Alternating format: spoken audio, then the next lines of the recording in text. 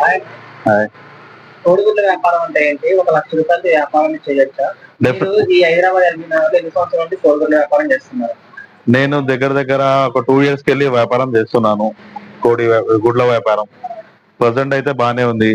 కానీ నా సజెషన్ ఏంటంటే మనం ఫామ్ పెట్టుకొని మనం ఎక్స్పోర్ట్ చేసుకుంటే మంచిగా ఉంటది. కొంతమంది డిగ్రీ చదివిన వాళ్ళు, బీటెక్ చదివిన వాళ్ళు జాబులు చేయకుండా 10,000కి 15,000 స్టార్టింగ్ లో జాబులు చేయడం ఎందుకు అని ఈ వ్యాపారం చేసుకున్న వాళ్ళు చిన్న చిన్న వ్యాపారాలు చేస్తున్నారు. వాళ్ళకి మీరు ఏం చెప్తారు? అంటే డెఫినెట్ గా మన సెల్ఫ్ తోని మనం చేసుకోవచ్చు. వేరే వానికి కింద చేసే బదులు మన సెల్ఫ్ తోని మనం చేసుకోవచ్చు. ఏది బిజినెస్ అయినా ఉండనియండి, మన సెల్ఫ్ తోని మనం చేసుకోవచ్చు. అన్న, డబ్బు మీద మీ అభిప్రాయం ఏంటారు? డబ్బు